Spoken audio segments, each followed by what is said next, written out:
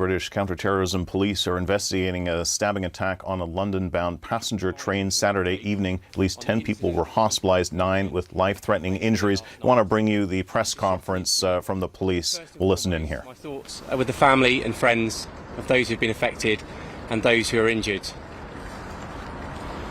At approximately 7:42 p.m. yesterday evening, there were calls to the police service in relation to multiple stabbings which took place on board a train service that departed Doncaster at 6:25 p.m.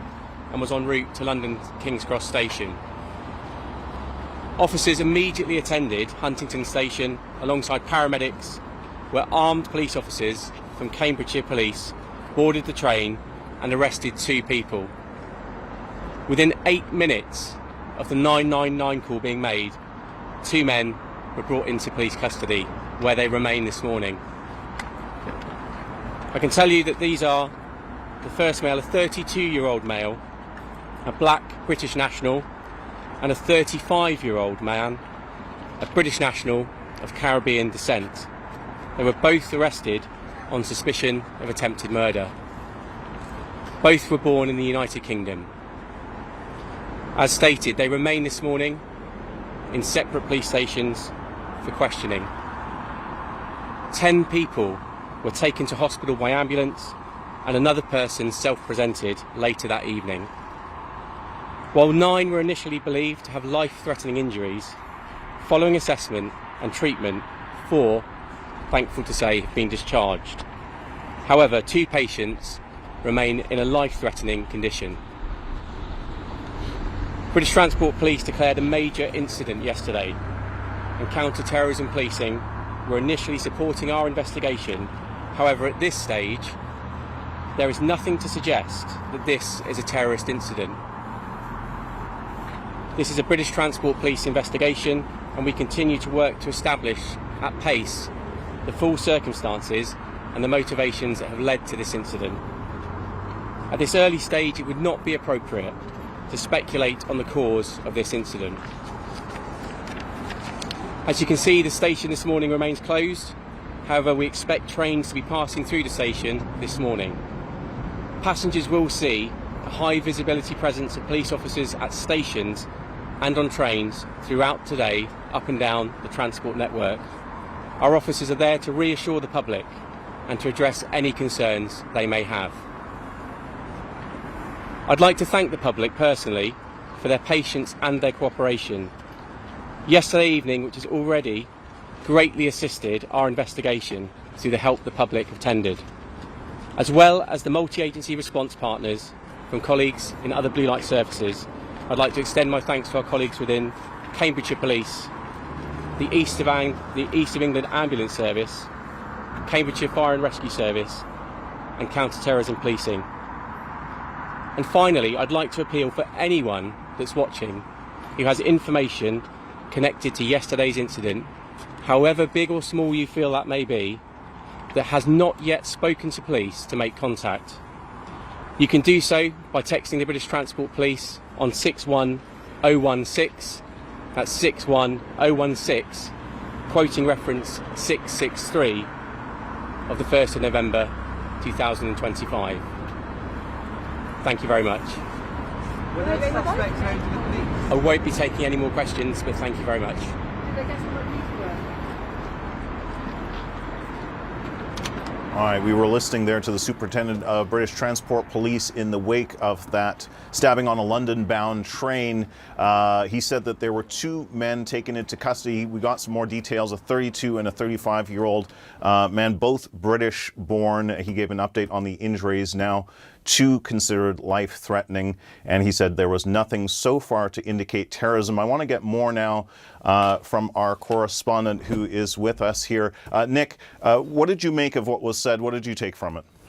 I think this is what we were expecting. The British police to very quickly try to tamp down any speculation, if it was wrongful, about connections to possibility of terrorism. And also, as we've seen them do many times in attacks over the past year and a half, through lessons learned, that they announce very clearly there the details of the people that they arrested. One 32-year-old man whom the officer described as being black, a British national, the other a 35-year-old British national descent, of Caribbean descent.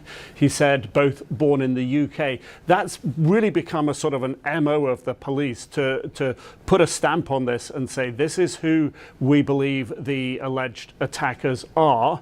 So stop speculating about who they are. That's very clear. And also very clearly saying, although the counterterrorism police were involved at an early stage, saying that there's no indication at this point to indicate that this is counterterrorism related. But the short nature of the press conference there, the details only, the no questions, I think, again, is an effort to just sort of provide some information, not get into the realm of speculation, because the police, they're not giving yet an indication of why these two men, or one of these two men, actually perpetrated this attack.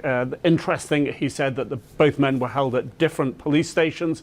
That also sort of standard procedure to make sure that there's no way that the two people who are now being questioned can share and swap stories. So sort of two tracks of investigation going on independently into their accounts of what happened and what additional details the police may learn from their social media backgrounds, their events through the day prior to the attack, all of those things.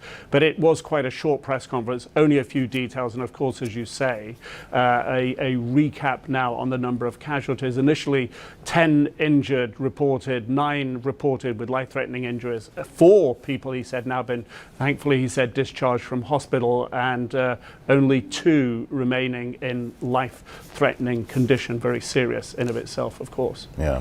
Nick Robertson, really appreciate you bringing us the latest there.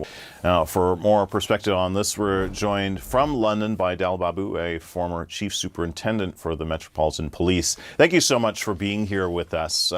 You commanded firearm operations for the Met Police for many years. When officers stormed that train last night and faced a suspect with a knife, I mean, give us an idea of what would have been going through their minds in those critical moments. Yeah, so this is a train that was travelling from the north of England to London. During the journey, it became clear that there were 2 suspects. One we definitely know was armed with a knife, who was randomly stabbing people. We know that people had really horrific injuries. 9 of them are life-threatening of the 10. We know the suspects have been detained. In Britain, we have very, very strong laws against gun ownership. So that means that the weapon of choice for people when they're wanting to cause harm is often a knife. If you can imagine if guns were freely available in this country and somebody had a gun and was marauding through a train, the injuries would have been much more horrific and much more in number. So the knife attack is a challenge that this country has to face. The police are not routinely armed, but armed officers did attend the scene. The train was pulled into an unscheduled stop, which allowed the passengers to disembark and then the police to deal with the suspects. So, as we understand it at the moment, we went for a police conference just to update us. As we understand it, 10 people have been injured, 9 seriously, and we have 2 suspects detained. Mm-hmm. And counter-terrorism police are involved with this investigation. I mean, what does that tell us about what they're looking at this stage of the investigation? I think it would be probably too much to read into it that this is a terrorist incident at this stage. I think counter-terrorism police are very well resourced in this country, so they'd be assisting in the investigation. But the primacy is that on trains, British Transport Police have the lead, and they'll be responsible for investigating this matter. The incident happened within Cambridgeshire, and we have 43 forces across the country. Cambridgeshire is one of those forces, so their officers attended the scene before British Transport Police officers. So it'll be a combined effort by Cambridgeshire Police and British Transport Police. And what will those investigators be focusing on right now in sort of these first crucial hours after this attack? Yeah, so it'll be about maintaining the crime scene, which is the train. That will cause huge amounts of disruption on the rail network. They'll be securing the platform area where the suspects were detained, and they'll want to focus on getting as much CCTV images from the train, from the surrounding areas. They'll be interrogating information on the 2 suspects that have been detained, and they'll get ready to start interviewing them with a view for preparing a case for the Crown Prosecution Service to make a decision. So this is much more slow time. I think the difficulty we have at the moment is responsible news agencies will check information before they share it, but on social media it's a bit like the Wild West. People have got all kinds of conspiracy theories. People have no thoughts to the loved ones of people who are injured, and the danger is people are speculating depending on what their own individual echo chamber consists of, and I think that's not very helpful. So I think we need to rely on the police, rely on responsible news agencies to share the information, and then look at how we move forward. Yeah, and we certainly don't want to speculate. The police are scheduled to give an update in the coming hour, and we'll bring that to our viewers when it happens. In the meantime, I want to broaden this out a little bit more. I mean, this happened on a packed commuter train. From a security perspective, I mean, how vulnerable are trains to this kind of attack, and what more can be done to protect people, do you think? Well, I think in many ways this was incredibly good coordination by British Transport Police, the railway companies. A lot of the railways are privately owned, and so it's coordination between the railway company, British Transport Police and Cambridgeshire Police. The train did an unscheduled stop in Huntingdon, which is an area within Cambridgeshire. Wasn't due to stop there, so you had pretty good coordination. Although, having said that, just recall that in all the tabletop exercises I did involving sort of armed incidents, we never had a discussion around an incident within a train. So this is a very unusual situation. There's a huge amount of interest in the UK around this from the Prime Minister, the Home Secretary, and most of us who travel on trains will be worried around how something like this could happen. So I'm sure there'll be a review of security and advice and guidance that will be given to people, because when you're on a train, traveling at 60, 70 miles an hour in a confined space, and when somebody decides to carry out an attack, there's nowhere to go. Yeah, and trains so central to transportation in the UK. Dalbabu, former Chief Superintendent for the Metropolitan Police, thank you so much for speaking with us. I appreciate it.